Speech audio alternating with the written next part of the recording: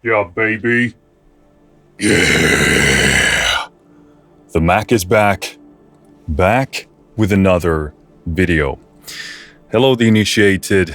My name is Marcus Junnikkala, and today we're checking out Polarity Modular by Soniccouture.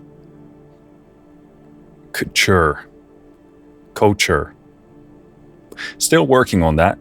One day I'm gonna get it right. So a few videos ago, we checked out Polarity Tension, which is another product in this lineup. So basically, Polarity is the lineup of products, and Tension was the first release in that lineup. And I believe Modular is the second one. So in short, I loved Polarity Tension. I thought it was super, super cool. The sound of it, the interface, everything. I believe I said something that it's going to be like one of the best sample library releases of this year that I've laid my hands on. So obviously my expectations are high for Modular as well. And I'm very excited to get into this. What is this thing? Well, let's go to the website to learn a bit more. Subtitled Analog Granular Machines. So this is already like a pretty interesting hybrid thing, because a lot of the modular virtual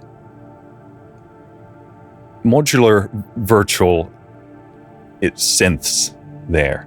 I'm trying to keep track with this terminology here.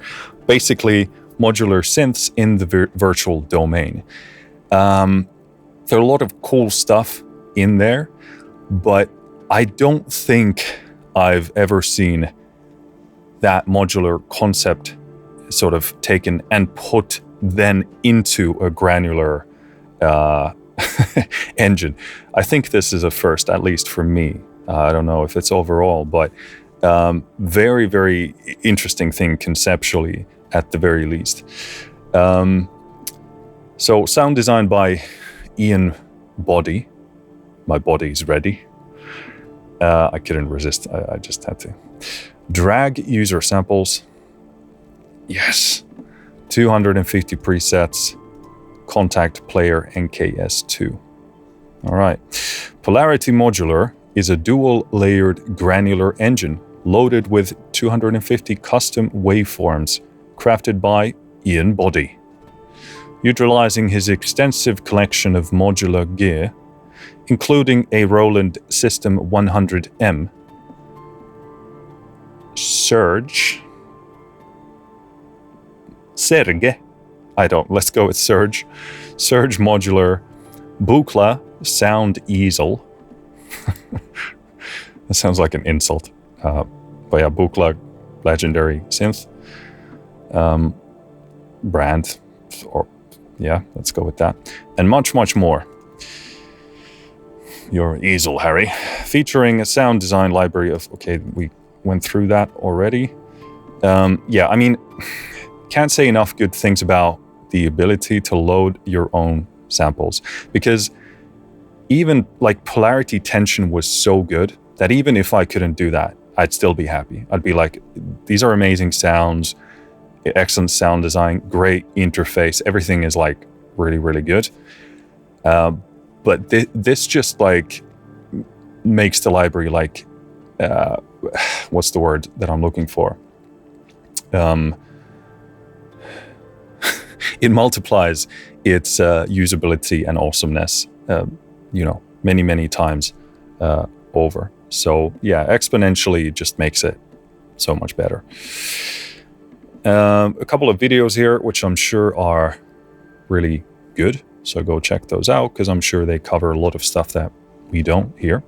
Got some audio demos, which I'm sure are also pretty lovely, but we're not going to spoil anything for ourselves here. A bit more about Ian Body, who is ready. So developed with Ian Body. Ian Body is a long-time Soniccouture collaborator. James first met Ian around 2005 at a music tech trade show in London. Not mentioned which one. I'm sure they're very sad about this. The free promo is missing. Since then, Ian has done lots of sound design for Soniccouture, including several signature sound packs for Haunted Spaces and Geosonics. Man, I really need to check out Haunted Spaces at some point. I know it's already like an older release, but it's everybody who uses it praises it, and it's exactly the kind of stuff that I also want to use for a lot of the stuff that I do. So, got to get to that someday. When we started to develop Polarity, we knew it would be a great fit for Ian's analog samples and would give it a fresh new context. I thought it said content first, then I thought it was a typo, but the results are incredible, which genuinely retains the feel of analog with the morphability of granular synthesis. So yeah, again, this kind of touches on the speciality of this situation, which again, I don't think I've ever seen this being done. So yeah, you can read more about Ian's long and fascinating career over there behind that link. Linkaroony. Oop. Goes to ianbody.com. Cool. Some pictures of the interface panel here, but we'll go through that ourselves. Some more sound design tutorials. This is really cool because if you really are not super familiar with synthesis in general or granular synthesis, then these are very useful, nice resources to have here so that if you buy it, you can just check this out rather than go on YouTube and look for someone's tutorial. So that's nice. Polarity is Polarity is a series. It's a lineup of instruments. This is the second release. But just in case, sort of to recap, Polarity is our custom dual granular engine. So granular engine, two things, slots working together, which we'll go through in a moment when we actually look at it. We will be working with different artists and sound designers to produce further editions of Polarity. Yeah, so this is very cool in concept. Create a great engine and then just go around with a bunch of very, very different artists and creators and do a bunch of different things. Conceptually, I really love this, so that's good. Crossgrade. If you own one edition of Polarity, you automatically qualify for a low crossgrade price on any other editions, enabling you to collect them all. So it's like Pokemon.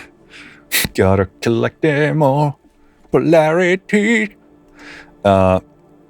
Yeah, so touching on the price, because we kind of missed that, which I usually do at the very beginning, but I don't know, it's kind of like on the side here. So full price in euros for me, and this might be sort of geolocating where I'm hailing from, but full price seems to be in euros 149 euros.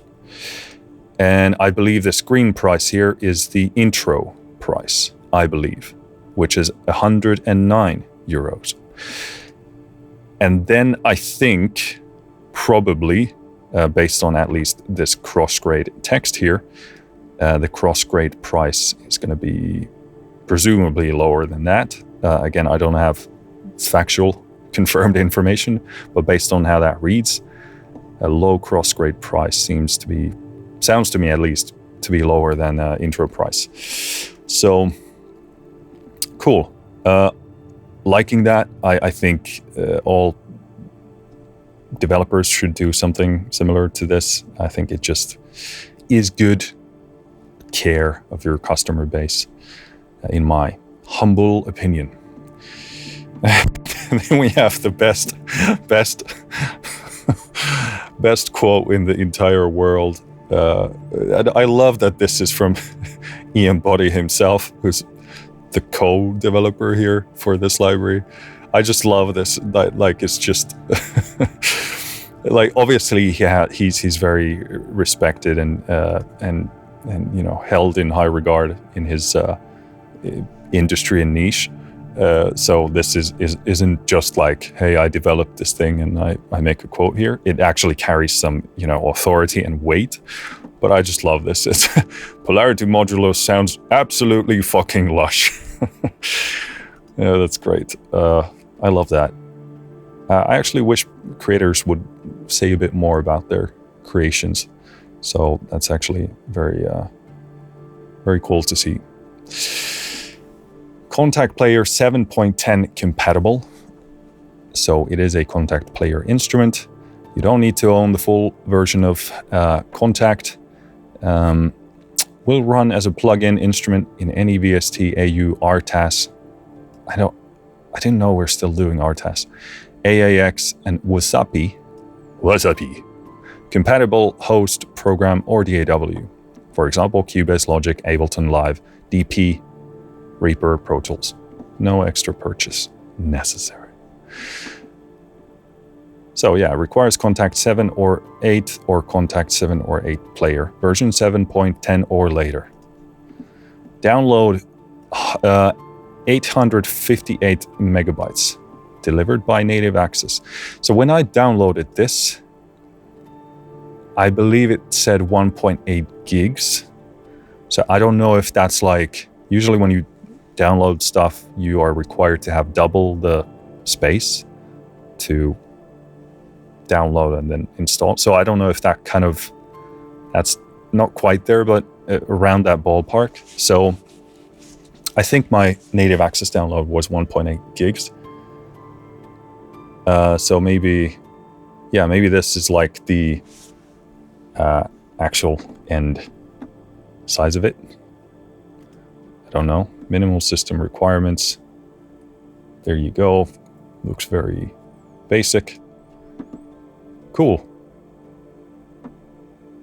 All right, that's it. So let's take ourselves back to the DAW here. I'll go ahead and close Chrome. All right, let's go through some of the basics here. So firstly, what is the agenda for this video? As always, I aim to play as much of Polarity Modular to you as possible. And we're going to do that in the form of going through as many presets as we possibly can. We can't, unfortunately, play everything, but I'll try and play as much as I possibly can. These videos tend to be pretty long due to that, but some of you seem to at least enjoy it. So the way we're going to do that is I'm going to browse through presets in the Contact browser. I'm going to click on them. You're going to hear a short preview. And if I sort of am very pulled towards what I see, then I'll play a bit more of it. Again, that's not a statement of whether a preset is good or bad, but it's rather what speaks to me in the here and now, right now, and what sparks ideas in response to that sound. And as we know, inspiration and that kind of stuff modulates daily. So yeah, what you're going to probably be pulled towards is not going to be the same as it is for me. But I'm going to play as much as possible. In terms of what you'll be hearing today, it's only Polarity Modular in action. I don't add any effects of my own. None whatsoever. No EQ, no reverb, no compression, no nothing. I only have a limiter on my master bus to make the level more consistent for this video, but it is set to be as transparent as possible. So you should hear very minimal, if any, coloration at all. And that limiter is there just to make the level more consistent and controllable for this video, for your viewing and listening enjoyment. What else? Transparency. Soniccouture did send me this copy, so first of all, thank you to them for doing so. Also, this video is done in collaboration with Soniccouture in the sense that I'm being compensated for my time and effort that it takes to make these videos, because it's quite time and effort consuming. That being said, all opinions are my own, both in good and bad. I haven't been asked to say anything one way or the other, nor would I ever do that. Does that cover the basics? I think so. Let's go to the interface here and have a quick overview. Last time for Polarity Tension, I did praise the interface, and I think this is very much gonna be very similar because it is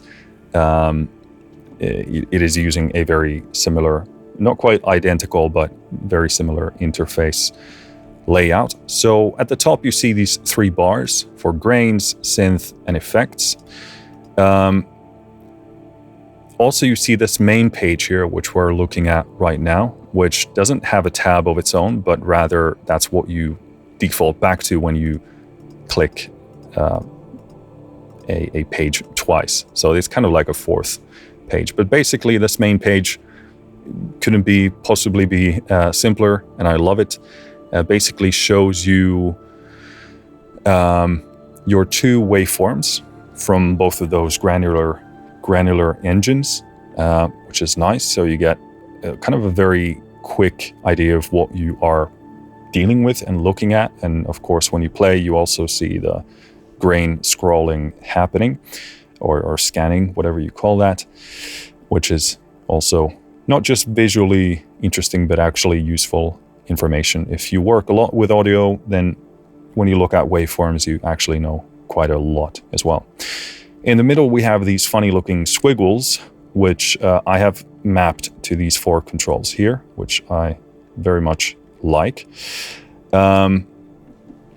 Basically, these are kind of like macro controls for what's happening within a preset or whatever setting you're working with. I believe the first one basically controls parameters relating to the granular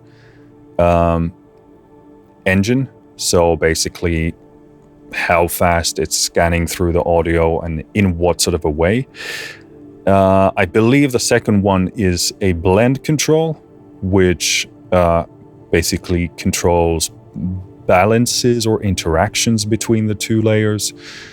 I believe the third layer is a kind of a synth effect related control. And then the last one should be related to effects, I believe, mostly spatial stuff, at least based on Polarity Tension. But that's kind of the rough understanding that I have of it. Again, I just love this interface. It's so dead simple. You can't really reduce from this, but simultaneously it feels super like it's all about business. This is not like a reduction to the point of frustration, but rather like clarity. Like I praised Polarity Tension interface a lot and using it because it's just such a pleasure. So I'm sure this is very similar to that. I like also the look of this. This kind of reminds me, it's like a weird combination of color painting meeting like a 90s, is it 90s? Maybe 90s kind of trying to be high-tech interface. Like you would get some of these synthesizers from that era that were sort of like very pale gray. And then it's kind of combining with these squiggles that kind of look like sort of, well, that doesn't look hand-drawn, but a lot of these they have like a hand-drawn vibe to them, especially, of course, this one. So it's kind of like color painting, hand-drawn, 90s synth hardware, or 90s, 80s, somewhere in there. And then this sort of like actually sort of more high-tech graphic look. So it's super interesting looking for sure. We'll see how that kind of, if that changes as we use it. But at the, just starting to have a look at this, I'm digging it. It looks a lot of fun. Grains page, again, I love this solution here. So basically you got A and B slots. When you click on one, it expands to the middle bit. This is a great space-saving, clarity-creating solution that doesn't feel, again, overly reductionist. I don't know if that's the right term here, but it's not too reduced. Everything is still super clear and easy to find. Basically, you have your two granular engines here. You can see the waveform there in color, which is actually a really nice creative visual thing as well. In the right top corner for each of these engines, you can click on there, and then you have a browser of the source sounds that you can load into that granular engine. This is really cool. Blips and bloops, drones, feedback, modulations, oscillators, soundscapes, abstract, soundscapes, pitched, user wave files. Cool. And yeah, again, here we get this like weird 90s green, like in a video game selector color thing. So yeah, I believe they're going for that look. But yeah, that's a lot of fun. I believe this is different to how Polarity Tension was done, apparently because Ian Body produced so much content for this. But yeah, you can go in there and browse and put whatever you want in here. Other than that, looks like pretty typical granular controls here. I'm just having a brief view here. Yeah, grain length, grain rate, attack, decay, randomize, pitch, velocity, pan, cool. Grain LFO, position. So yeah, you can choose the based on seconds, minimum, maximum jitter. What is FEG? It could be frequency, envelope, grain, gain. I don't know. You tell me what FEG is. Is your FEG okay? Going to the synth fold, tab. Basic amp controls, ADSR, velocity, key control. Yeah, okay. Filter, frequency resonance. Yep. This is ADSR control for that, and LFO control. So again, this kind of like this creates almost like a even further dimension beyond doing the modular synthesis stuff as sourcing and then putting it into a granular engine, but then also having like this, you know, basic synthesis level of control here. Kind of creates like this trifecta, triad quality for this that is at least at a conceptual level, very interesting. And then you have your effects page, equalizer, choral, space, choral. Yeah, so yeah, you can go into this drop-down menu here and change it if you want. It doesn't have to be those three, they just happen to be here for this preset. But yeah, you have a lot of stuff in here. Equalizer, chorus, choral, phaser, faces, flanger, flare, vibrato, chorus, ring modulation, freak, delay, replica, psyche, delay, twin delay, lo-fi, bite, saturate, distortion, 2 distortions. One is without an eye. Dirt, screamer, twang, jump, rotator, cabinet, tape, woof-flutter, compressor, bus compressor, feedback compressor, transit master, supercharger, TT, delimiter, transparent limiter, filter, reverb. Oh shit. Raum, convolution, stereo tune.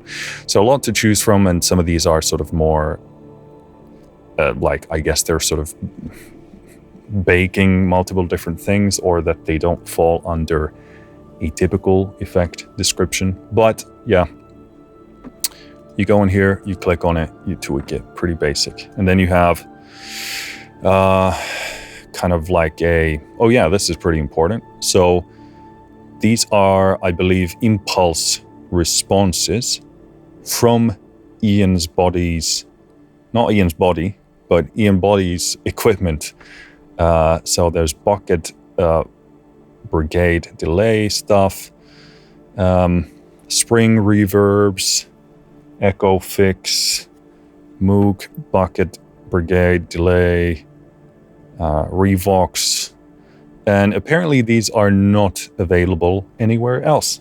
So if Ian Body's equipment and its unique impulse responses are sufficiently tempting for you.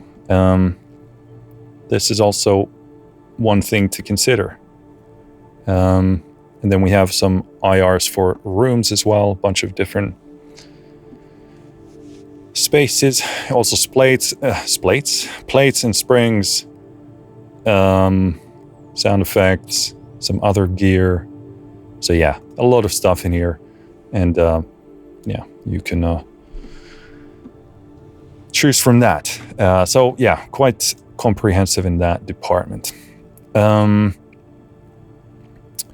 Is there anything else we should cover here before we get going? Yeah, as always, well, not always, but as usual, the way I prefer to do things, we're going in here as blind as possible. Again, I try and educate myself about the library or the instrument as much as possible without kind of spoiling it for me. So I actually haven't heard much of this. I did have to watch a couple of videos to, understand what we're gonna have a look at, because the website didn't exist at that point yet. So I heard a few blippy bluffs here, but nothing that I would consider like spoilery. So you are gonna see my authentic response to this. In terms of the library structure, so you basically open up Polarity Modular as an NKI, and then you can go into these folders and choose from there. I wonder, how did we do this for tension? I'm going to actually have a look at that, because I'm not sure this was structured the same way. All right, so I had a look at our Polarity tension video, and seems like we didn't go based on any folders. I don't remember if Polarity tension actually had a folderized way of how it's put together. If I had to try and remember, I would say no. I don't know if that's been added ever since, but at the very least, we didn't go based on that. We just went sort of alphabetical randomness.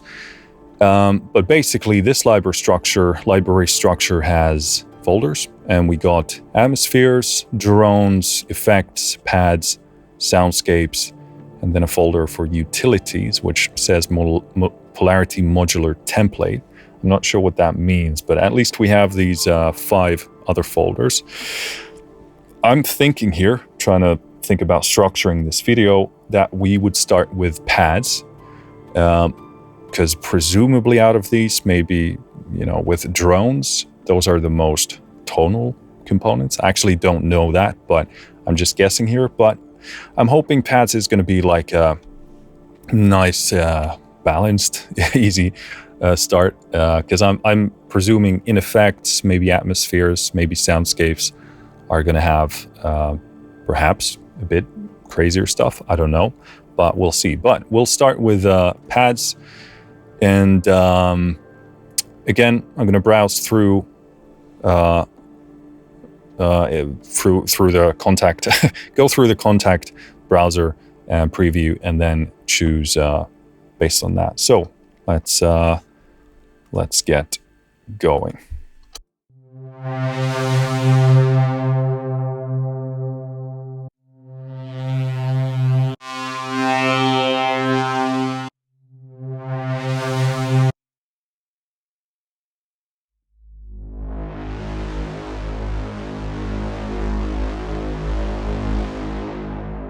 So what I want to do here is I'm going to actually reset absolutely everything and go from there.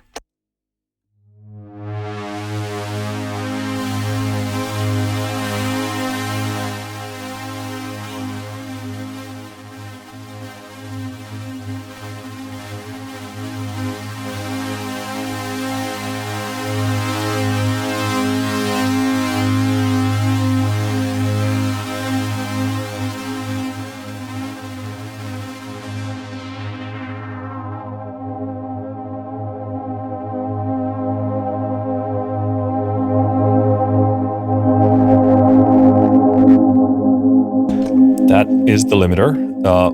Although in fairness, contact was also clipping there. So yeah, the last layer, when you do introduce the spatial stuff, it can easily begin to resonate quite a lot, depending on what's happening on these layers or in these layers. So yeah, I do have to kind of keep an eye on that and balance everything as we go.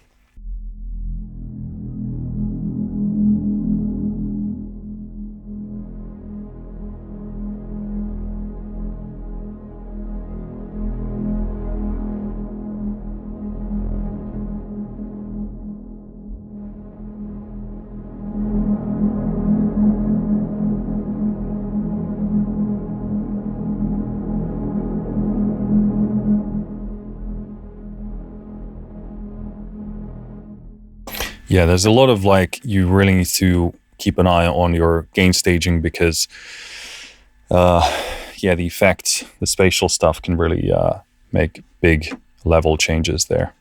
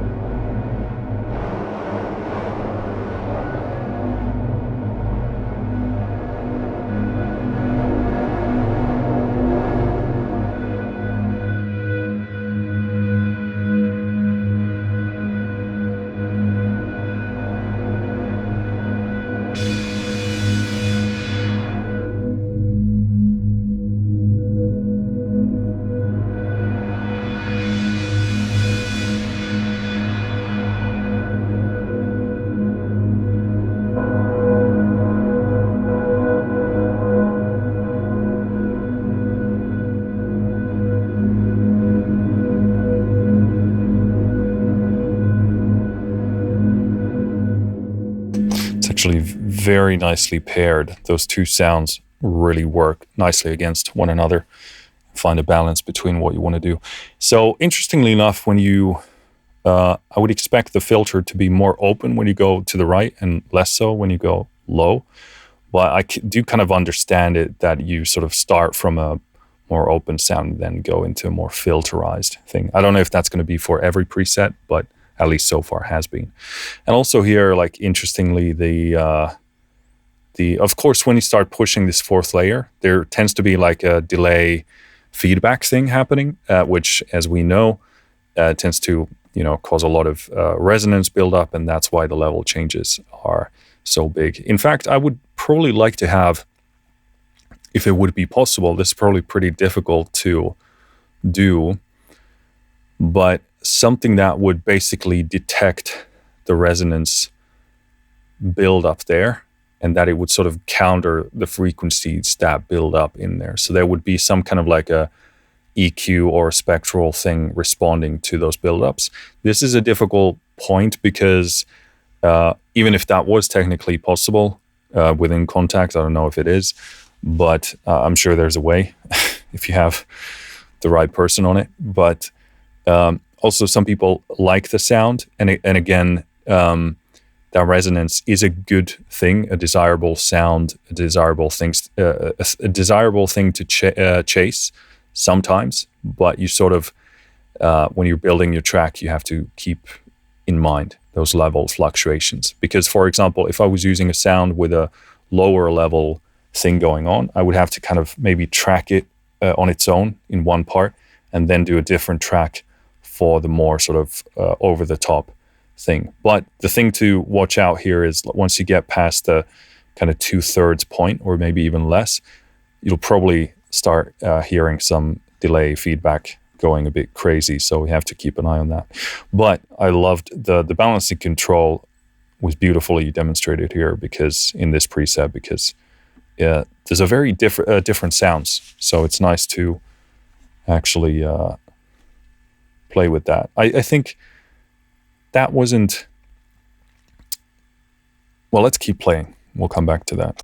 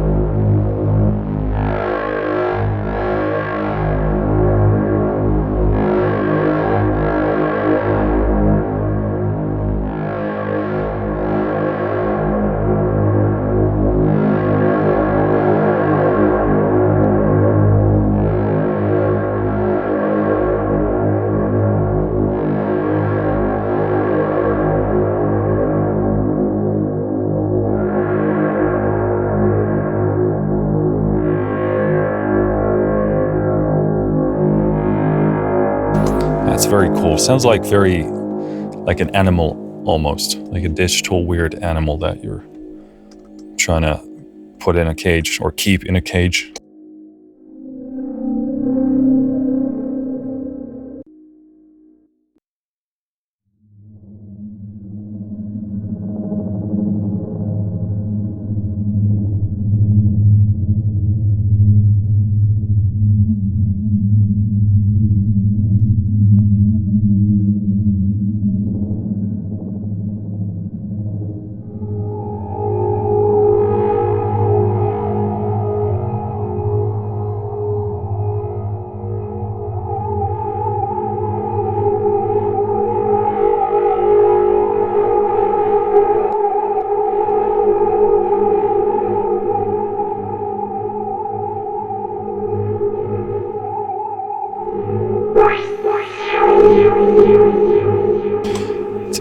Yep, big level differences here. Sorry about that. I'm trying to keep track of this gain staging for this video.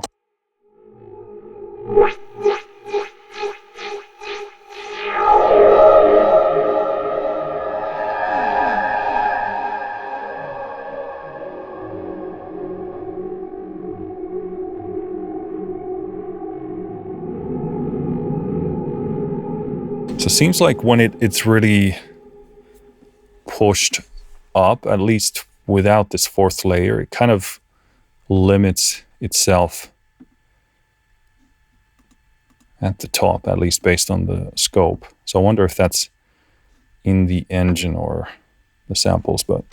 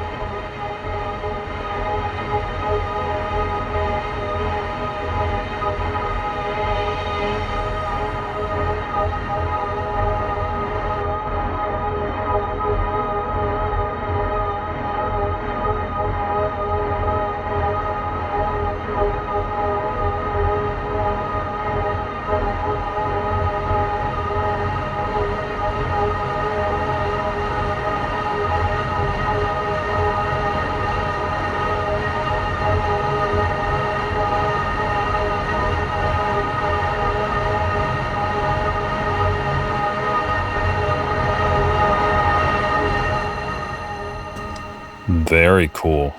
Very nice. Again, it's what I like about this is that these pairings of waveforms, at least, I mean, we've just gone through a handful of these, but many of them seem to be quite bold. I love the contrast that it's not like, because this is a trap I think a lot of developers fall into if they implement any sort of a similar, or in fact, any sort of like a layering concept, period. They make the layers very similar. And you kind of end up having just like sort of, masking and just a sort of redundant layering. You're getting sort of maybe slightly different tints of a sound, which is not a bad thing when you're selecting individual sounds, but when you're layering things, if they're too similar, you're really not adding anything to the sound. Of course, this is a generalization. Specifics do apply, but it's much rather it's a lot more interesting when you have very opposing contrasting elements that still have overlapping qualities. And this way, especially with an engine like this and a principle like this, it's super, super cool. Because then you find the balance between them. You find the point where you might want to overlap them. And sometimes you go hard on just one of the sounds. But I really dig the boldness here to do that. And that must be pretty hard work to go through individual waveforms and then select those pairings. So a lot of the curation, which I think is a big selling point for any great library, is done for you, and you should definitely take use of that.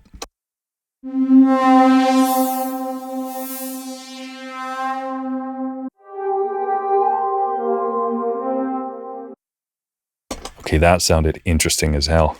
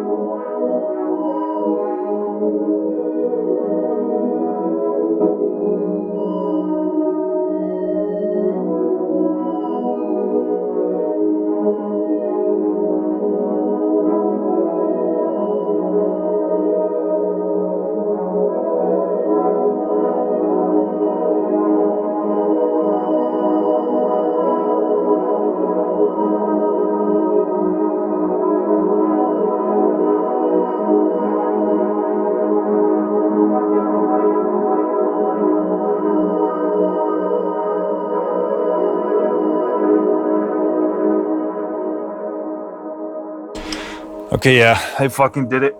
I did it again. Yeah, that's very, very interesting. I have to go in here to see what the source samples are. Moog, ARPscape, C minor, on this looping, so on this Martino. I don't know how it's pronounced, but looping C minor. Okay, yeah. I mean, superbly interesting sounds. That's pretty speechless. Let's move on to the next preset.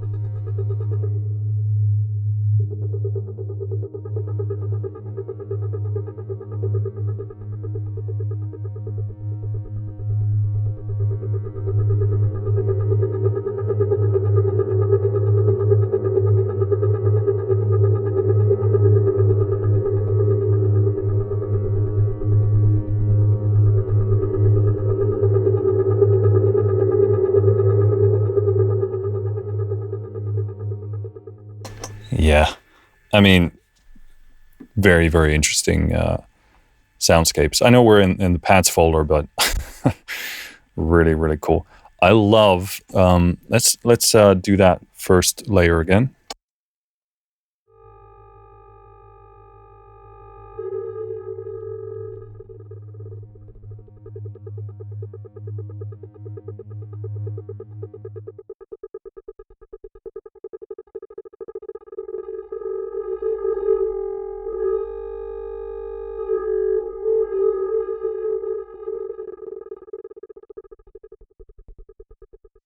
Yeah, I love how varied it is what you can pull from that. It's not just like pattern and texture, but just I don't even have the terminology to describe this, but you can go from this like torn like artifacty thing into that sharper ticking pattern. What was I gonna say? Oh yeah, especially here when we start pairing it with these other layers, I love again how this has. I don't know if this changed with Contact 8. To me, it sounds like it's been getting overall smoother. Like the filters are getting better, the grain stuff is getting better, but this is like nicely like smooth and buttery. It's not like the granular stuff that a lot of that. Well, I've heard a lot of granular stuff that is sort of like colder and metallic and harsher, and this is like, I love that it has that smooth edge to it, and this was the case in Polarity Tension already, but again, I love here that it's like you can scan through those different textures and it's never gonna get like super harsh or unpleasant. So that's a big plus.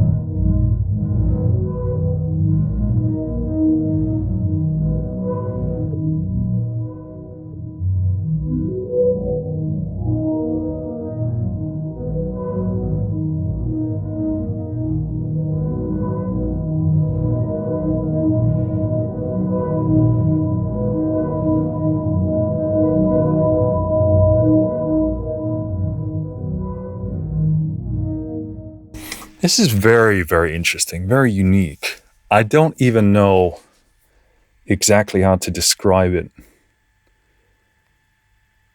I kind of feel like we're in a sort of parallel dimension here, and it's sort of glassy but soft and smooth, and I don't know. It's very sort of creativity opening, I guess. Like wonderfully fresh and strange simultaneously.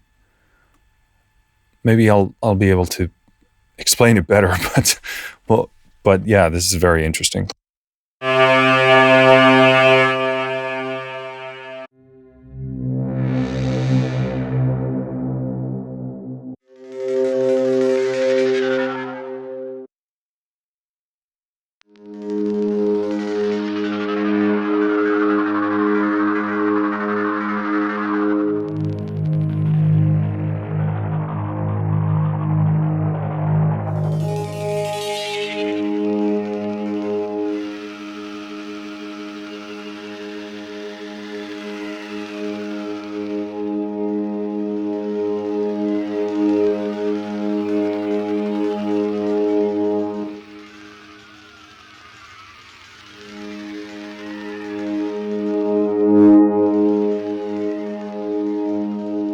comes the limiter.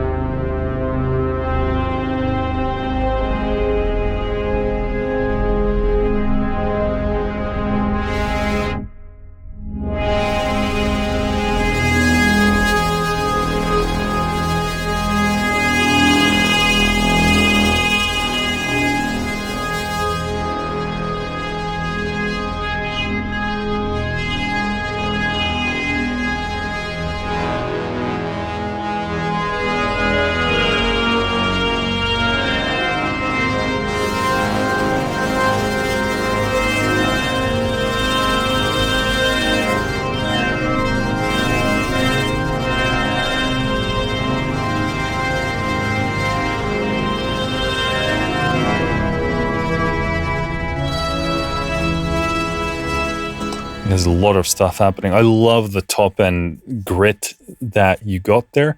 And it didn't get harsh even when you let all of that come through. It's a bit, I would need to dive in there to make it a bit less unruly and find the right balance of things, but beautiful otherwise.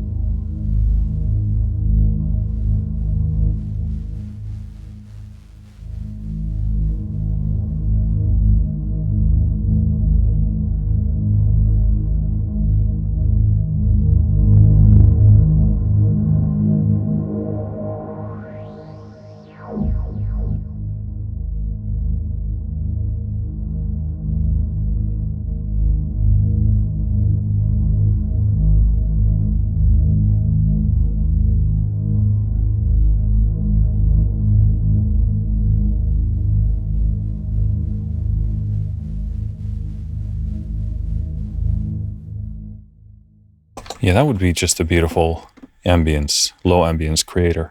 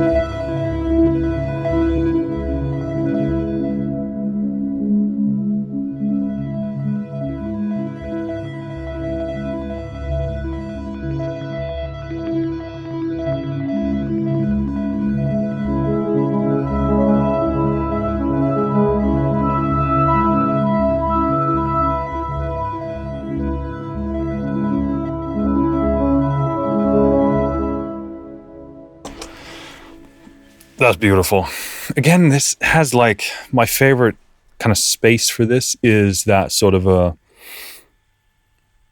It's sort of, I'm thinking of like like clear skies, but you still have, okay, this is not going to make any sense. This is going to get too weird and abstract. Yeah, somehow like glassy, cloudy, puffy. This it has a like I'm going to have to try and come up with something at some point. That's the limiter.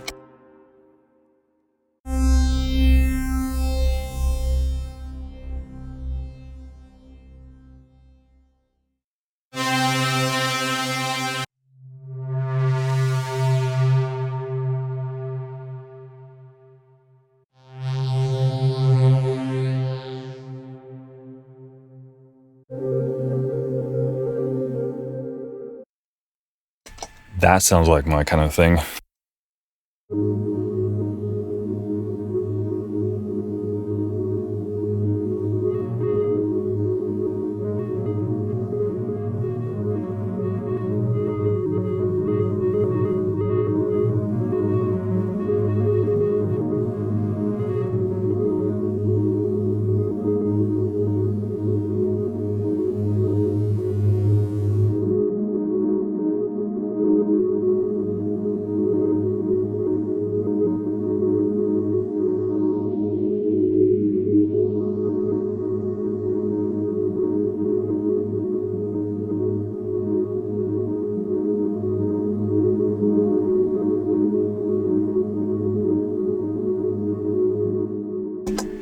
Very cool color.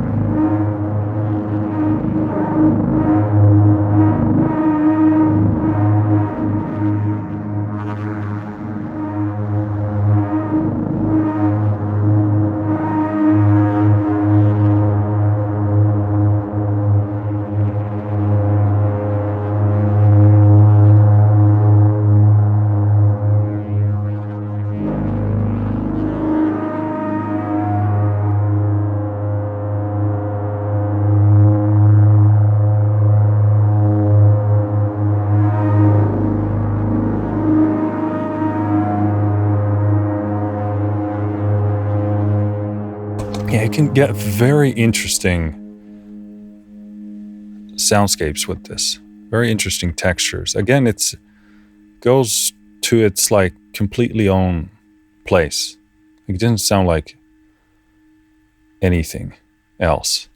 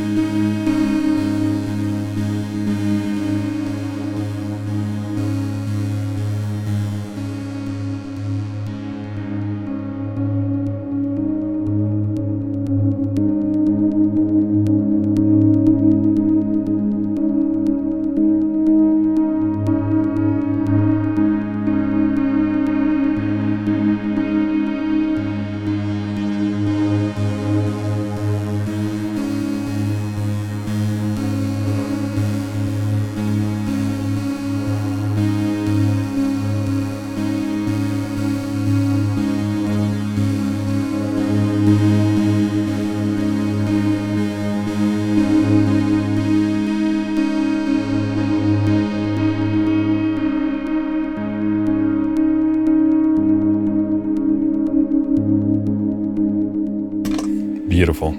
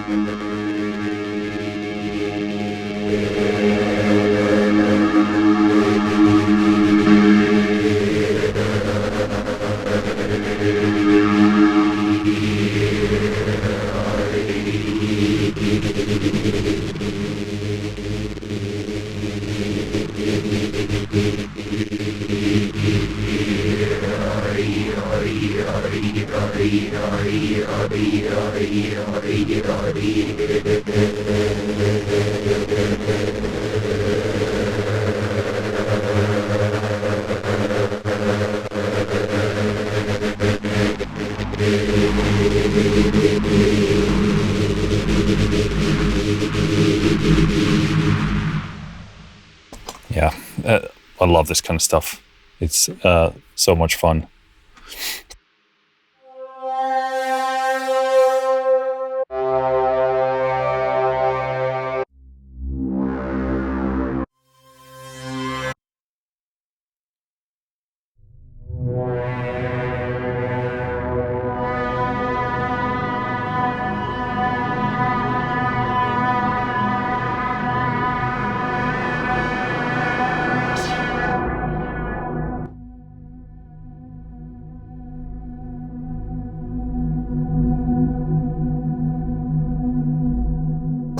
So one of the things that I find myself reaching for, at least mentally the most, at first is this balance control. Like in polarity tension, I think I was sort of most pulled to the A control. But here I feel like personally I want to find the balance between the samples first. I don't know why that is, but here I think I feel like the pairing, I don't even know how to describe it, but it's sort of done with a different, obviously a different mind, but there's a different idea behind it. And with this, I'm like, okay, like, what do we have here? Where is the balance that I want to aim for with this? So I would probably personally start by finding the balance here, and then reaching for the grain, then going for the more the synthy settings, I guess, and then the spatial stuff. So I think that's how I'm gonna go from here onwards. I think next up we're gonna jump into drones.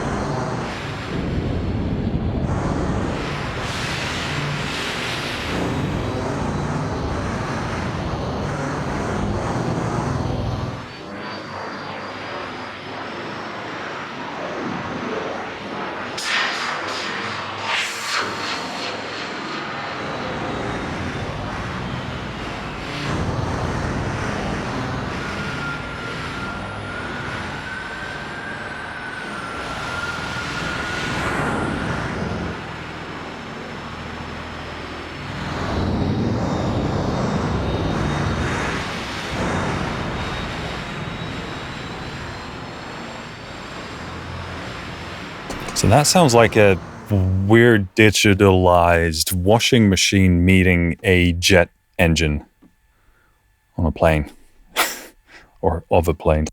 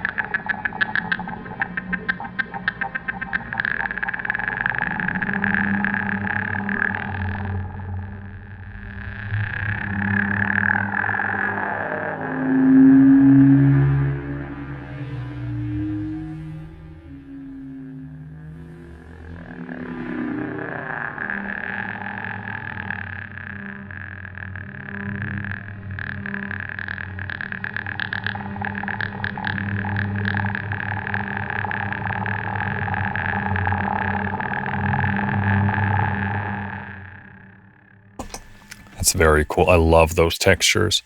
I mean, this is like, yeah, that's really wild.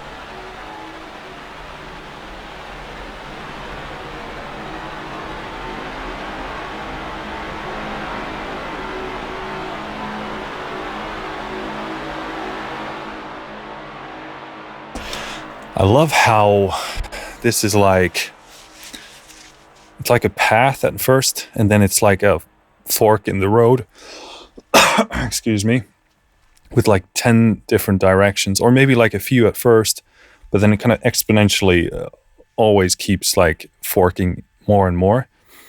So there's so many directions you could go with this. And, you know, what speaks to me about that is very different than it is for you, for example, I'm sure. I just love how rich it is in texture. I also like that, like with the previous preset, which I forgot to mention, really liked that you basically at the lower end of, I think, the grain control, you kind of got this like low droney thing down there. And it's like just a single part of this control. It's like a spectrum of different choices. It's not just, hey, here's a bit more of this and a bit less of that. It's more like, no, there are many like important decisions to be made.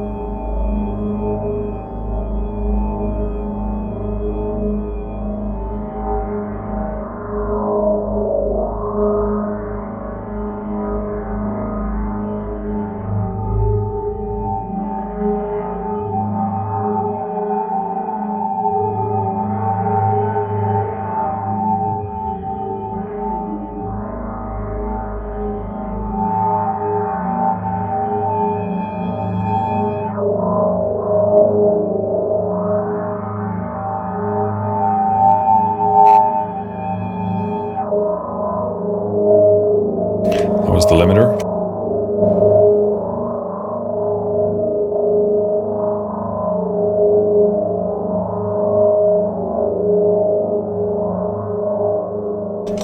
Yeah, I mean, this is, if you do any sort of sound design, you want to create your own ambiences, drones, anything like that, it seems like a pretty hard thing to pass, because this is very, very unique as well. Like the sound of this, again, I find it very hard to articulate, but it has its own very distinct sound.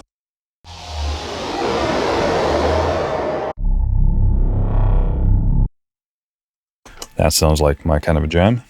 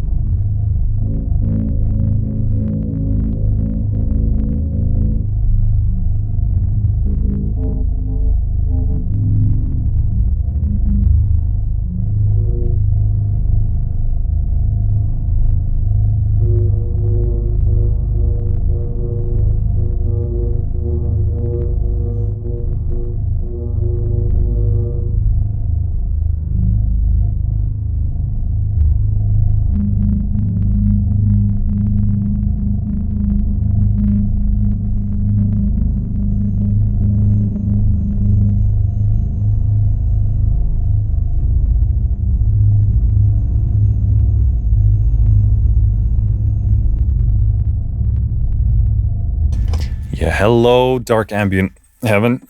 Yeah, very cool. I just love how you can scan through this and find those like really interesting resonances and textures and quirks, and then you find that that perfect thing. And it's like you're gonna have like at least a few of those, like a handful of those within usually this grain macro control. So yeah, very much like a sonic playground.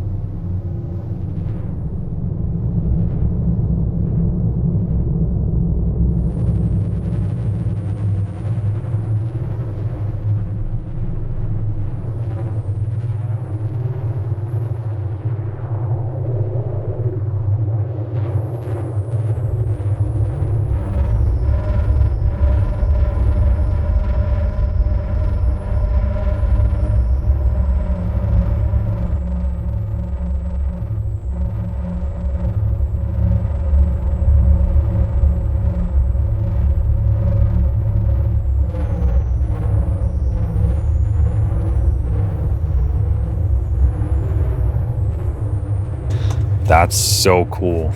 Yeah.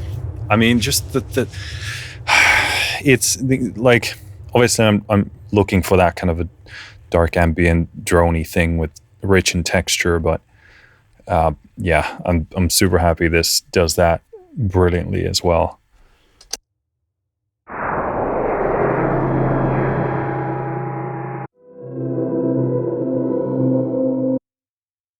Well, that sounds really sweet.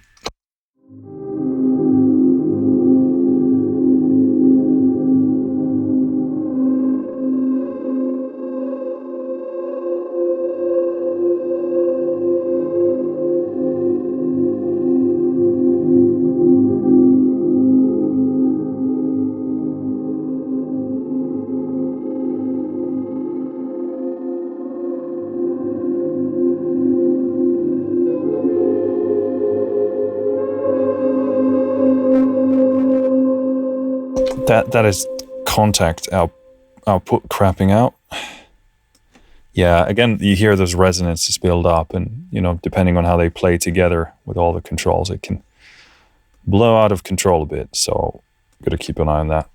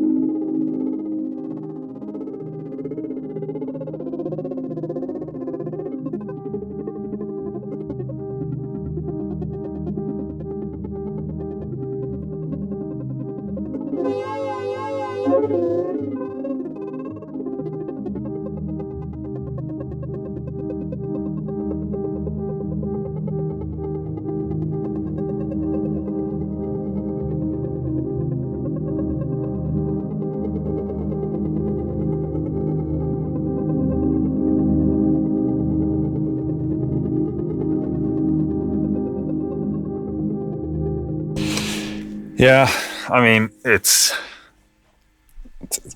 beautiful textures, beautiful landscapes. Yeah, one of the words that came to mind is alien. I don't mean like, UFOs and other species. I just mean like very otherworldly. Like this is a different dimension.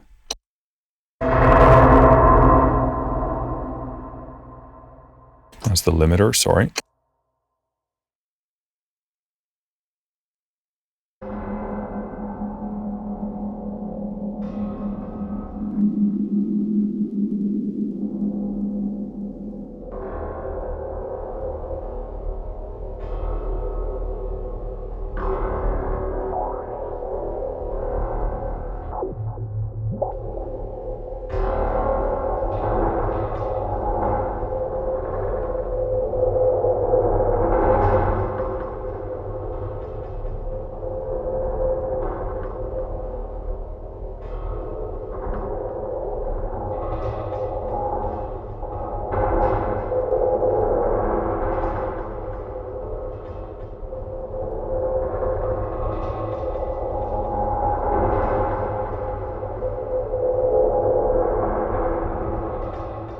Yeah, that is superbly cool. Beautiful source samples. Again, let's have a look at what those are. So Wellspring, I think that's one of the weird boxes where you can hit metal things. Space Echo Feedback 1. Yeah, cool. So again, one of the things that I really love about this is that you can also go in here searching for inspiration, even if you don't use the source samples themselves. Let's say you're working on a video game, for example, and you wanted like a dungeon ambience here. Obviously, the preset is dungeon here, and very appropriately so named. But you could go in here and kind of get a good thing going in the engine, but then say, oh, I have a better sample here that works better for my needs, and drop it in there. So I would also very much encourage using this in a way that you find your favorite presets and you find good sort of dynamics between these controls, and then start dropping in your own source sample material. You will get really, really good results with that, I'm sure. But that way you don't have to, build everything from the ground up, because it can be sometimes very difficult to wrap your head around, how am I going to map all of these settings and macros, etc. So I very much recommend trying that approach.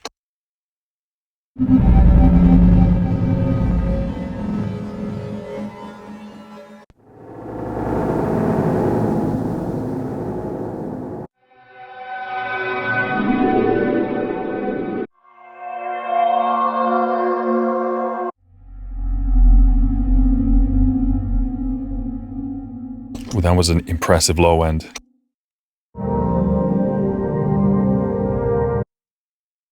Sounds like my kind of a thing.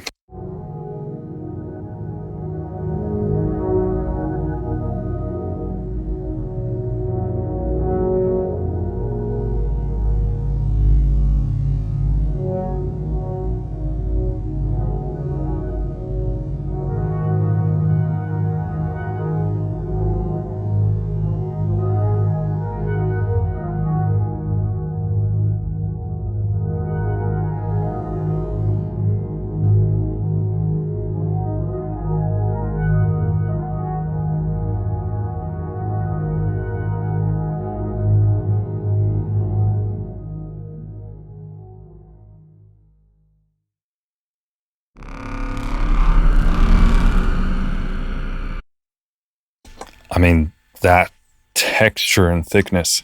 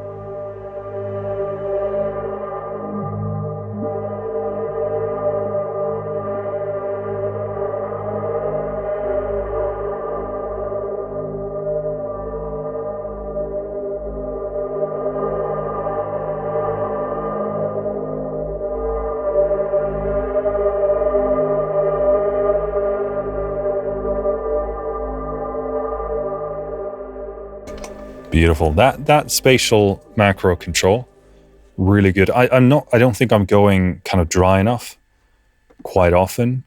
I mean, I think these sounds really pair well with whatever these spatial controls are doing here. So I don't really find the need to, but there, for example, pulling it all the way to the front really tells you a lot about the sound, and also, of course, gives your pieces that sort of third dimensional spatial movement as well.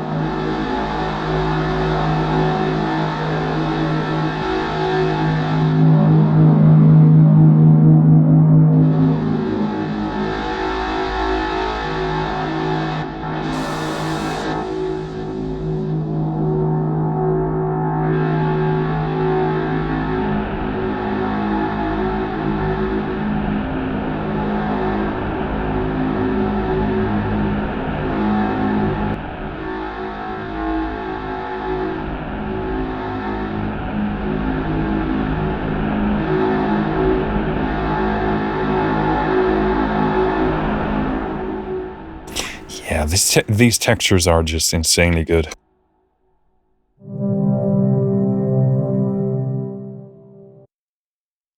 Again, sounds like my kind of a thing.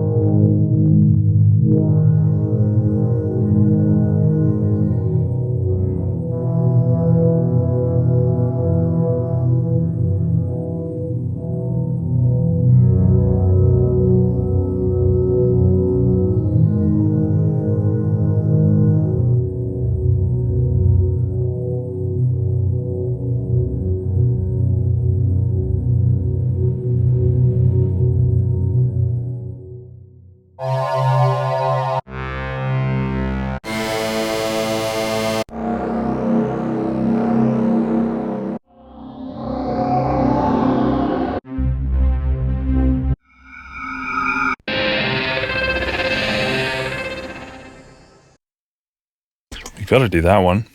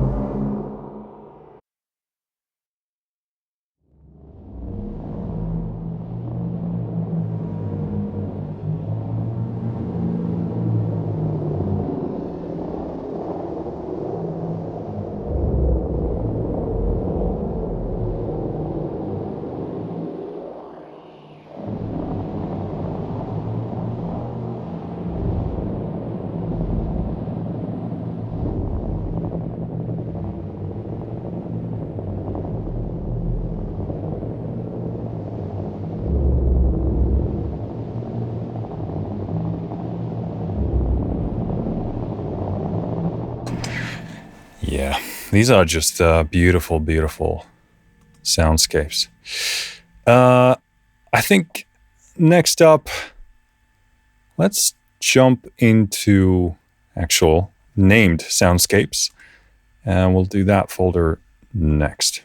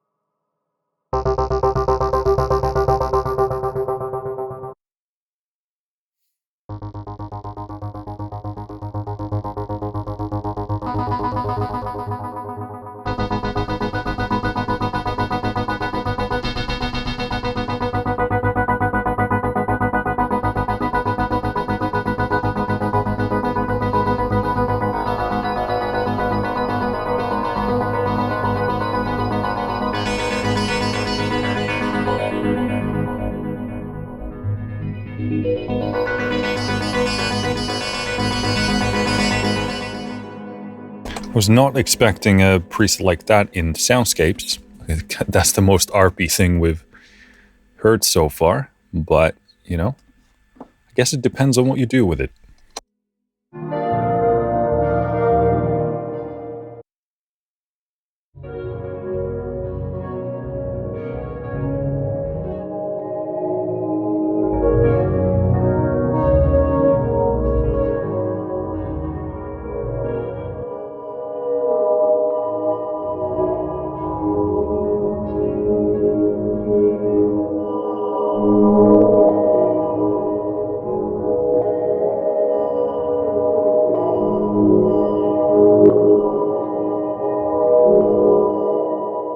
That was the limiter.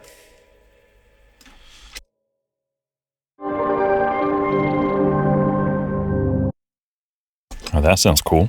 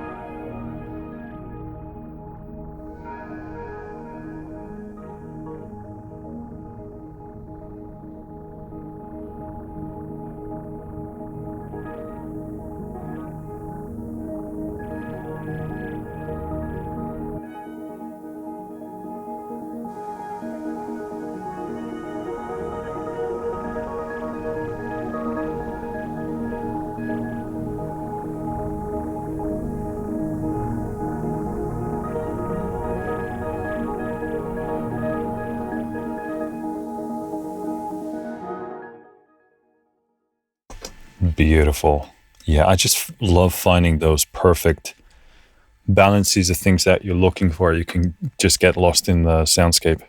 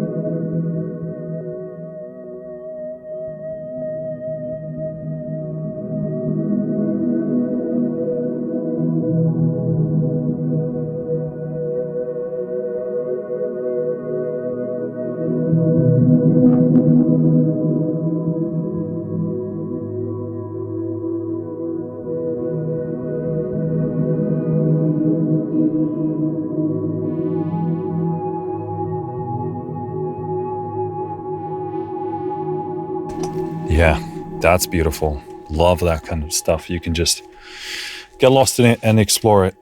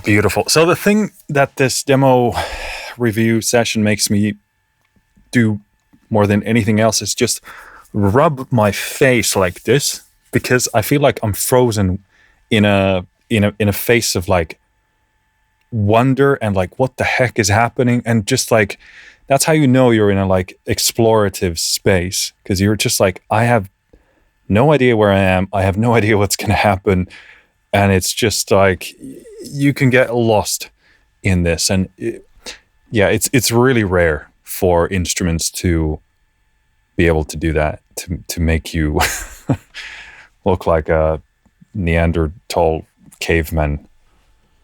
I don't know if that's what they look like, but we'll go with that.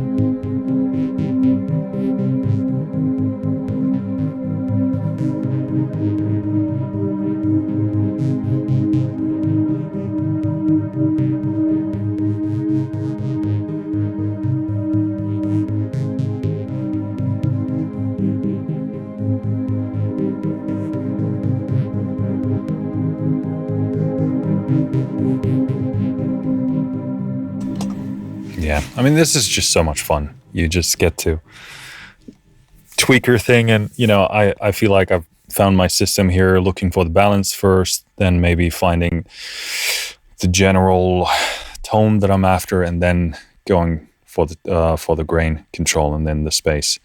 So it's really, this is why I loved Polarity Tension as well, because you really quickly find your way and find your process with these controls in relation to the samples, and you just get to it. You just get lost in the creative process. I'm not thinking, I'm gonna turn this LFO and do this, and there's a time and place for that. I'm not, trying to shit on it or anything, but this is they've really done something really good with this interface for Polarity, because this is just extremely fun to play, and most importantly, it's creative. Like, it's a creative discovery process of like, oh, okay, where do I want to go? What do I want to do? And yeah, I genuinely feel like my face is getting locked in this constant, eyebrow curiosity frowning.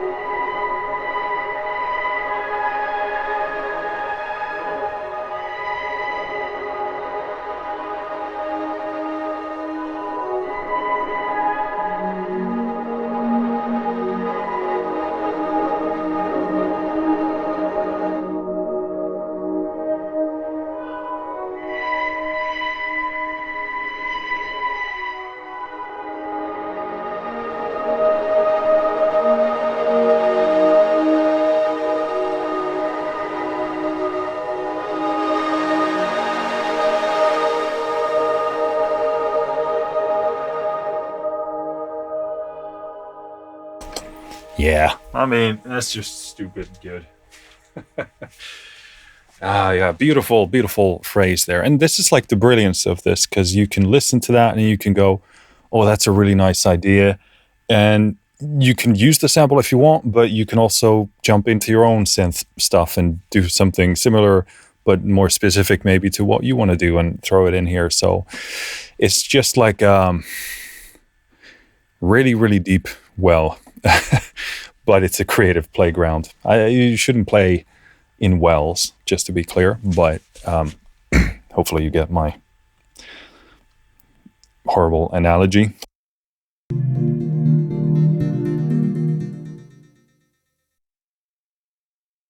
And I'm going to try and be more brutal with these preset selections because, you know, running out of time here. Well, not really, but I mean, just try and keep this going and not make it 8 hours long.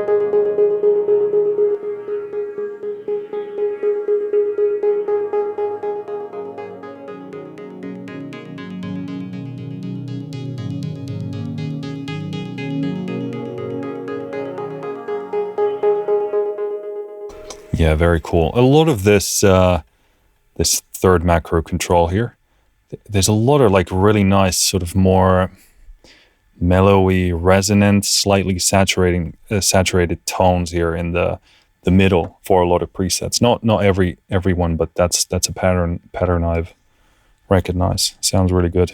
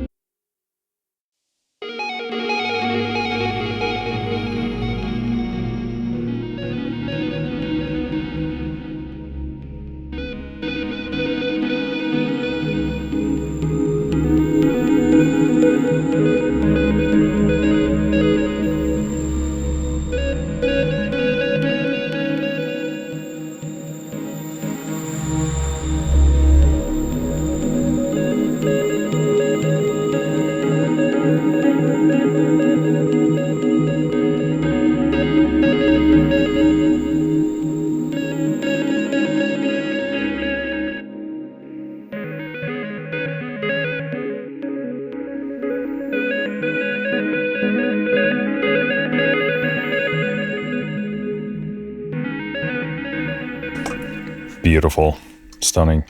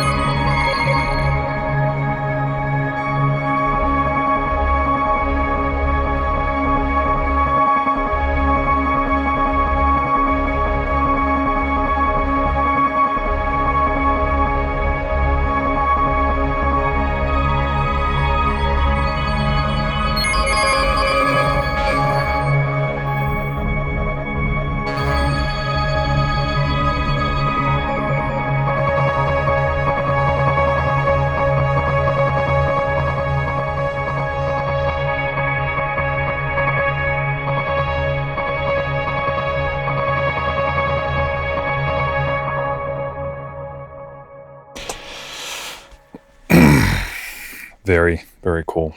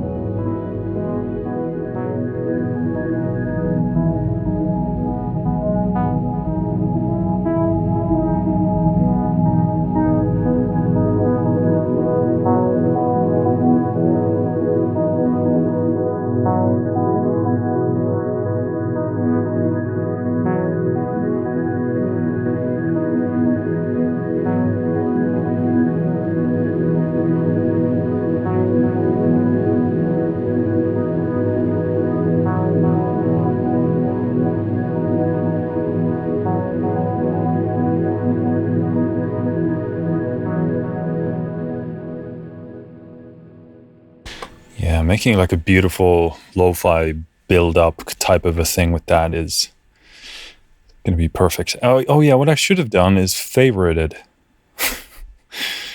the things that I like. Well, maybe one day I'll learn.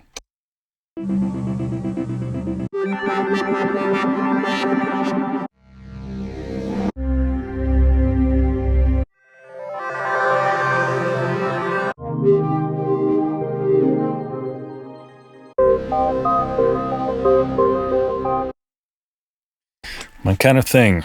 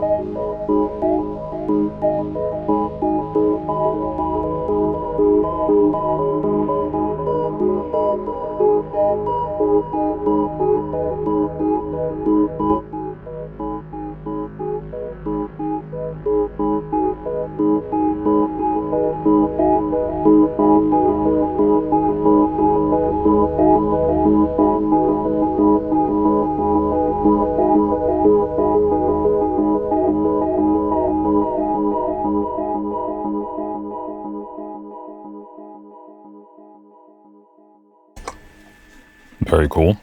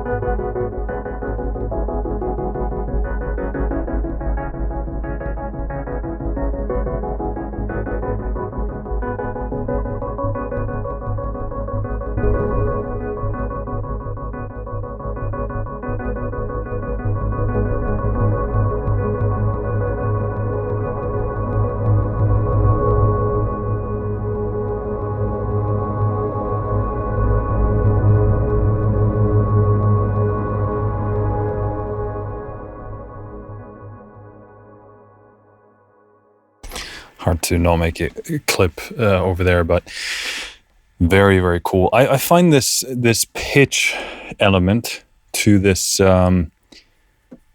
grain stuff really, really interesting.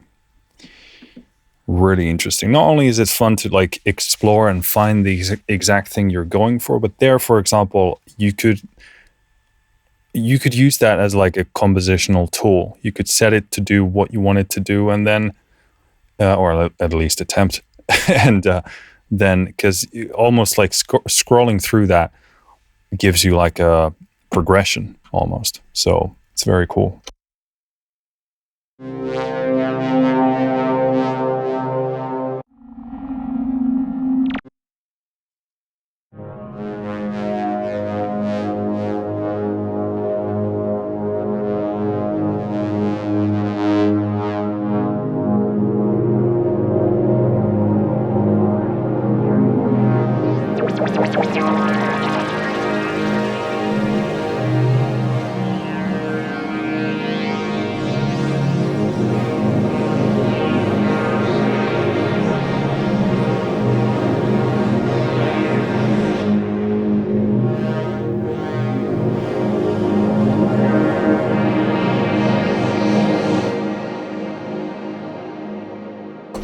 Cool. That was Soundscapes. Atmospheres. Yeah, let's do those.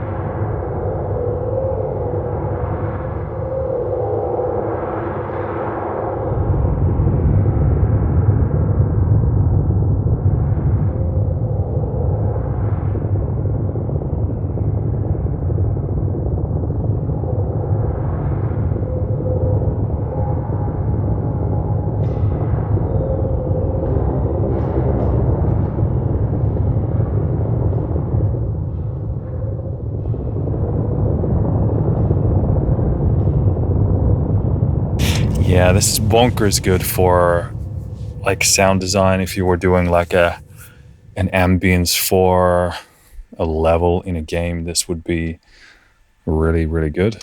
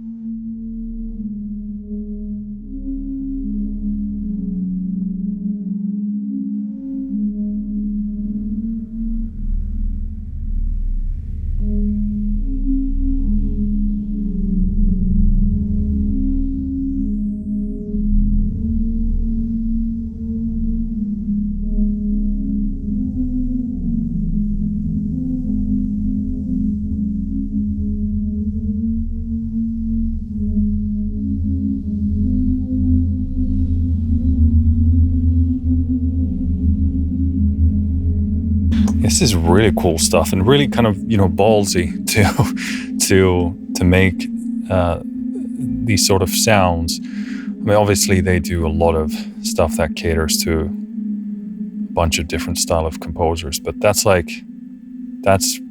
really cool stuff. Very specific, quite out there, dark, gloomy. And then you have this weird kind of almost like someone is humming or singing. It's kind of very, very creepy.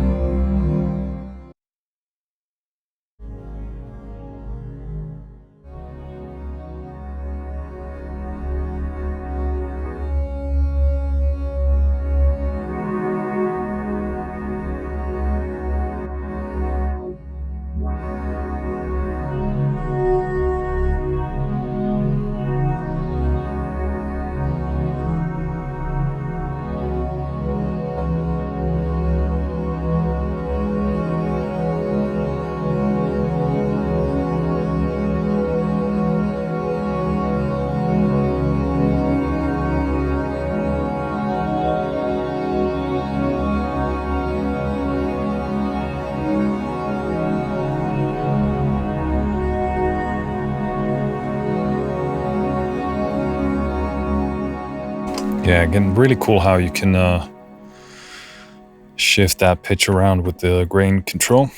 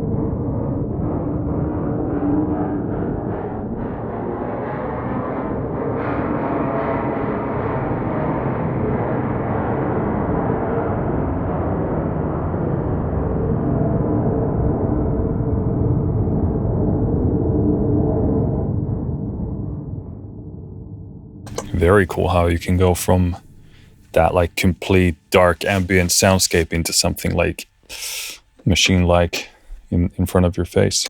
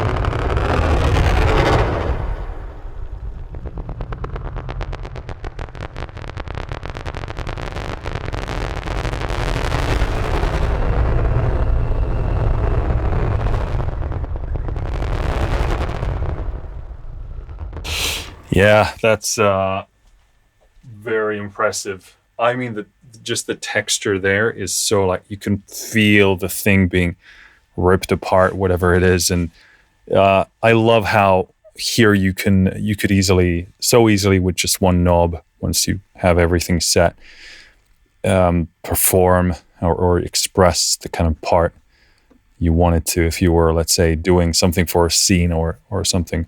That's beautiful. Absolutely stunning sound design.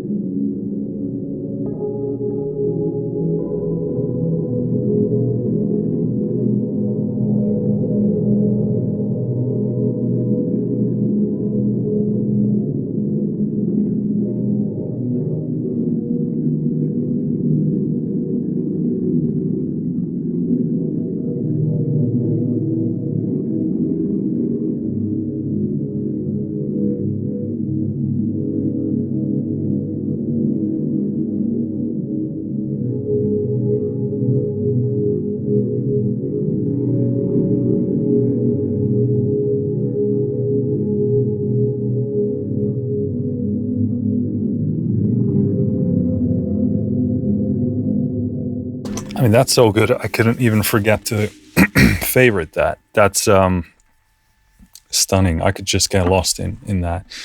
Beautiful for like scoring something dark and ambient. Yeah, wow.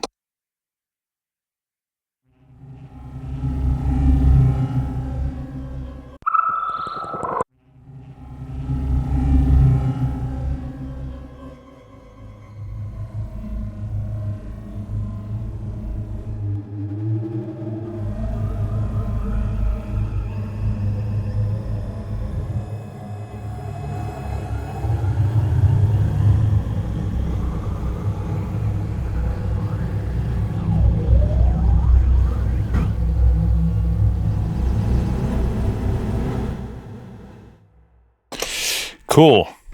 That's atmospheres, and then I believe we have effects left. Not usually a big effects person myself, but of course I appreciate the utility. You never know what you're gonna need and when. So let's have a look at these.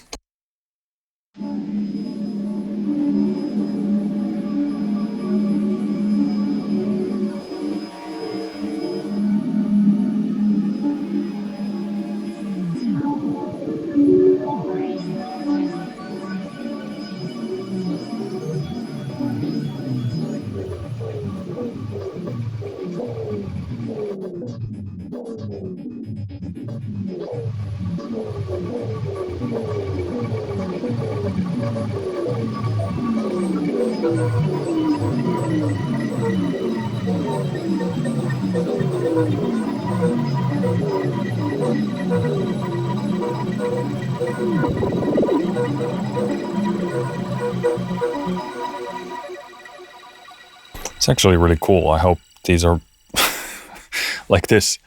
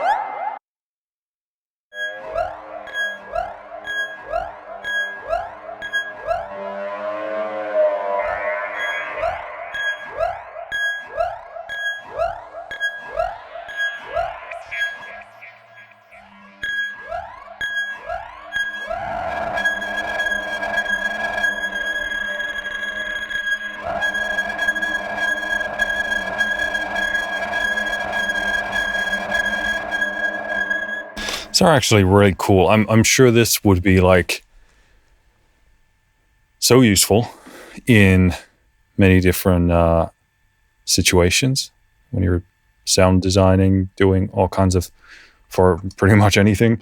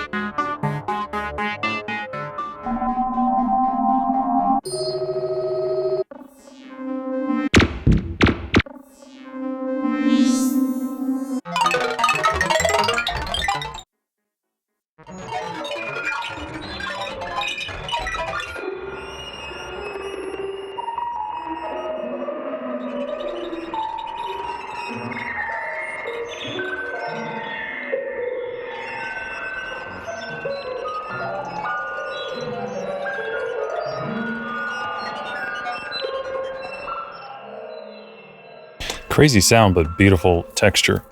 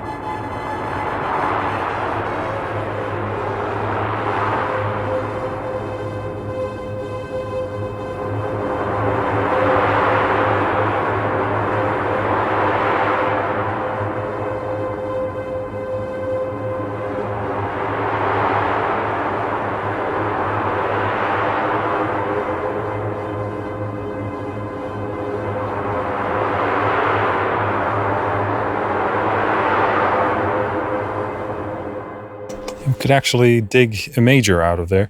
Yeah, this is really, I really like the pitch aspect in here. You can do a lot of cool things and discover a lot of really nice sounds as well.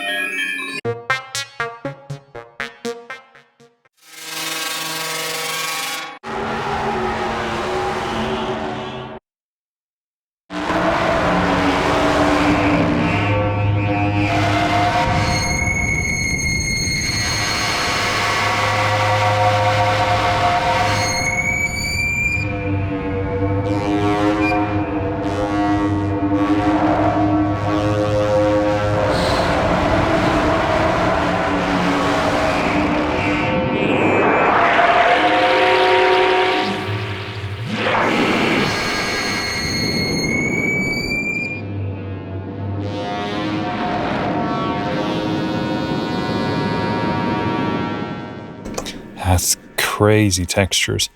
Surge, Reso, EQ, feedback 2, 4-way FM feedback. Yeah, crazy sound, crazy.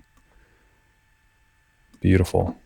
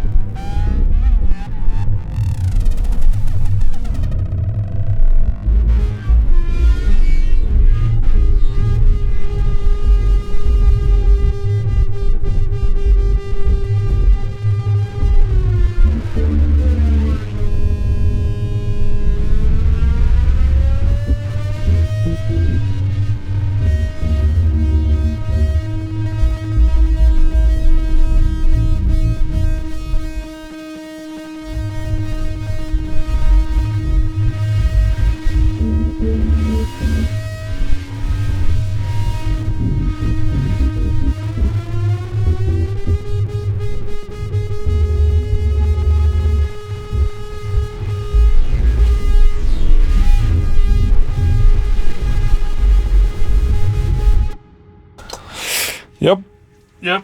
That's, I mean, that's just, the sub there is like bigger than the world.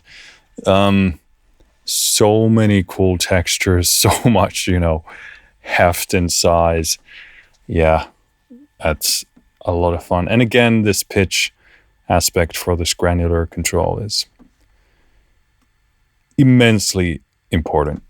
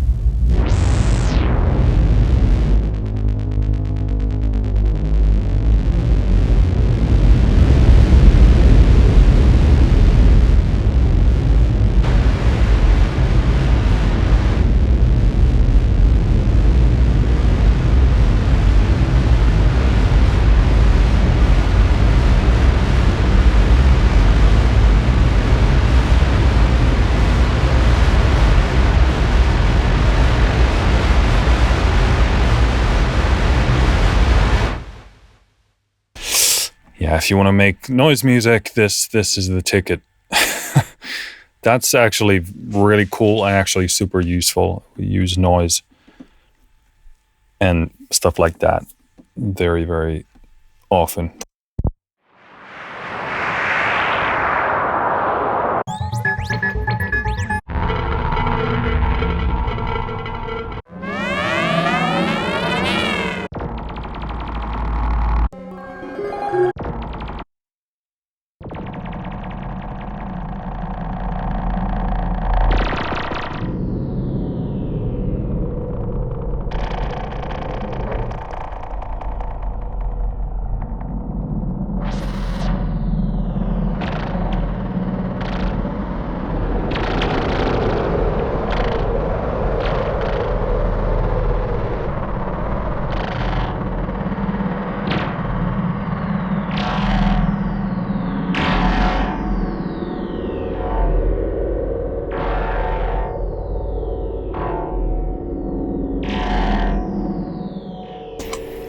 It's a lot of fun.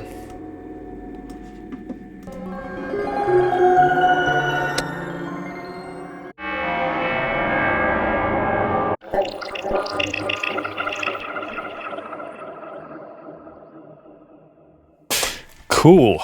I think that's it. We do have this utility folder template. So I'm guessing this is kind of like a initiated? Jeez, can't speak anymore at this point. Is that the word? I'm not even sure. Like a clean slate thing. I think that's the vibe I'm getting here. So now we need to take on this incredibly difficult task of describing this thing. So all in all, super positive. Wow, where do I even start? Once again, I love this engine. It is just super intuitive, most of all, super creative.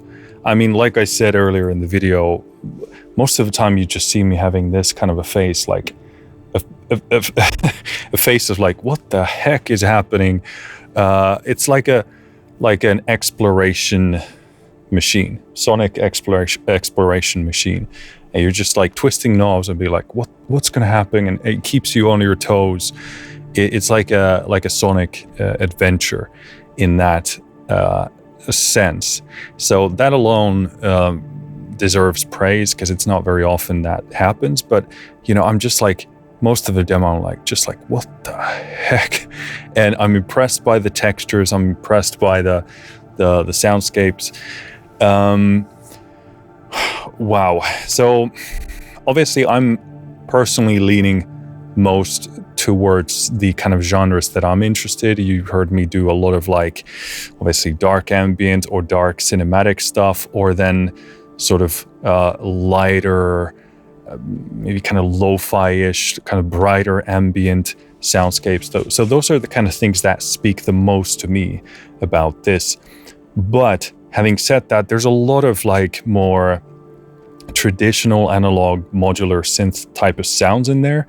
I'm not like the biggest user of those type of sounds, so we didn't look at those very extensively, but I understand that a lot of people do want to do those type of things. So that, like, the very first thing to touch on is that this thing is gonna come at you with what you find to be interesting. And that's like, I feel like this, so I might be projecting here, but it kind of invites you to do what it is that you want to do. And you start to see this instrument as a reflection of you. I don't know if I'm getting overly poetic here, but I can imagine, like, these presets are so wildly, there's a lot of width to what this offers. There's a lot of different types of sounds in here.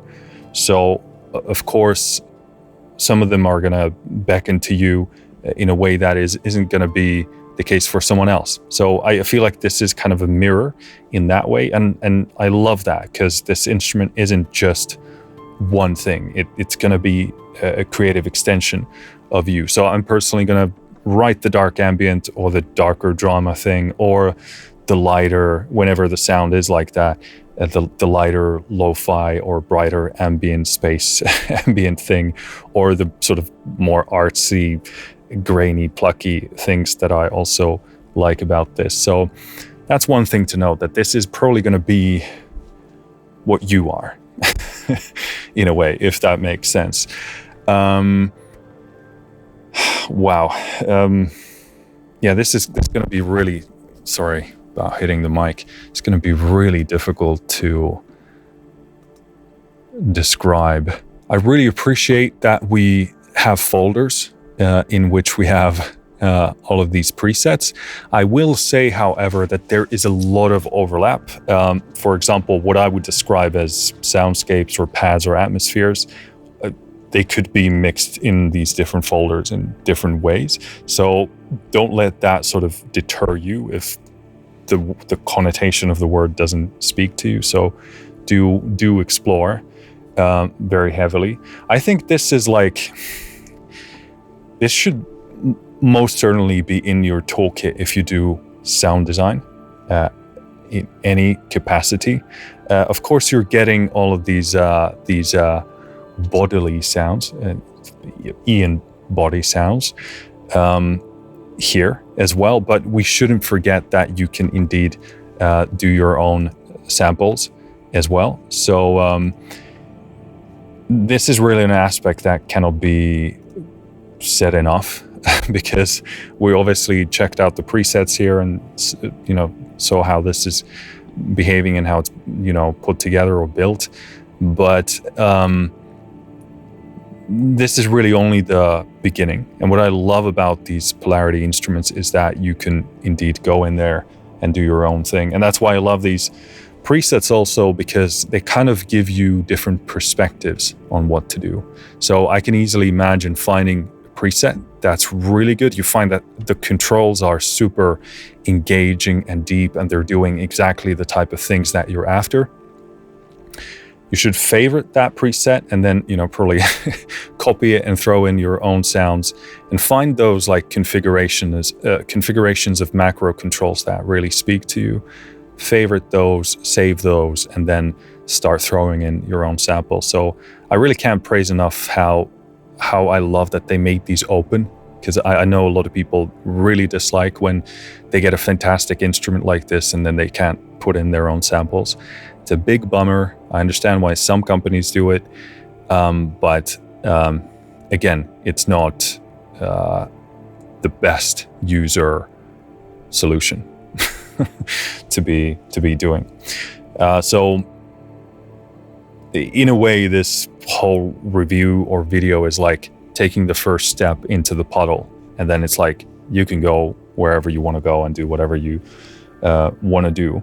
I will say, like, overall, the sound of this, it has like I tried to articulate this earlier and I didn't succeed, but it has an alien sound. Like it has like, and I don't mean like UFOs and like weird small little gray men, but I mean like an otherworldly quality. It's like a different dimension. This definitely, although you can throw in your own samples and this will go into many directions, it kind of has this quality of like not of this world. And I mean that as a praise. And that's why I say like, if you're a sound designer, I find it very difficult not to justify this as a purchase for you, because it is just such an invaluable toolkit. And it does have this kind of like a bit of like a glossy, maybe glassy, but simultaneously a bit like a cloudy tone to it. It's really hard to describe, and simultaneously, like, it feels organic and synthetic, but as if it's from a different planet. I think that's the best thing I can try and pull out of my head. And I'm not going to try and attempt to describe this anymore in terms of its tone and character, but that's my best shot. So that's why I think, like, as a sound designer, how can you not put this in your toolkit? Yeah, and I also love the pairings of the source sounds here. Like I mentioned earlier, I love to start with the second control to find the balance between the two sounds that I'm looking for. I think with Polarity Tension, I did go pretty much in sort of order here. But to me, this kind of like beckons me to start with this, because I find the kind of balance that I want to have between the different layers, if I want to have a balance at all, or just use one, and then kind of tweak the tone of it. And again, this middle bit here, in many cases, has a beautiful, like, very slight resonating metallic saturating tone, like just a perfect amount of tiny of like sheen and shine on it. And also what I love about this, which is not something I as much, I think, sort of picked upon or perceived in Polarity Tension, but here the changes in the pitching elements are much more apparent to me. I know Tensions did have a lot of like those kind of things as well, but here it sort of seems to be more centered or central, and I very much like it, especially as a composer, because I almost can see this being a compositional tool. You know, I can take this and you could basically, depending on how you set it up, you could tune some of those things to do actual, you know, chord progressions or other types of shifts in tonality. So this is really cool. Not only as like an idea discovery tool, but you could actually, you know, write stuff with this in that way. So that's really, really interesting. And this is a really important control to explore very delicately, because slight changes might, you know, sort of spark a new harmony or a different tonality configuration, if you will. So that's very, very cool. So yeah, I'm actually really excited to hear what some of you think of this, because I have a bit of a feeling that people are going to experience this very differently, like exceptionally so than your usual sample library, because yeah, this does have a lot of different type of sounds that I don't typically go for as a composer, but it has a lot of those that I do go for. So I'm sure some of you will prefer the others, and some of you will prefer what I also dug into. But yeah, fantastic otherworldly instrument here. I think this is a really good pairing for Polarity Tension as well, because Tension was sort of stylistically, I'd say, going harder into a specific dimension. It can do a lot of other stuff, but it did have sort of a more specific style to it, whereas this is sort of more ephemeral. That's not a word. Kind of like it's a shapeshifter in many ways. It doesn't have as like defined nature. So I think that's why these pair really, really nicely, because they have that different nature, they have that different character. And I'd actually be really interested in throwing in some of my own samples in here in the future to hear and use some very, very different source sample material. I mean, I don't know like what's going to happen when you throw in some orchestral stuff in here, because obviously we're dealing with the modular source samples here. So that's one thing you simply cannot overlook, and you just gotta test it for yourself. But I imagine this will produce super interesting results. So yeah, that's one thing you really, really shouldn't overlook either. But a very, very interesting release. All right, that's it for this video. If you got this at your studio or at on your setup already, let me know what you think. And as always, certainly let me know what you think of this video. Thank you for listening. Thank you for watching. I'll see you next time. Finished.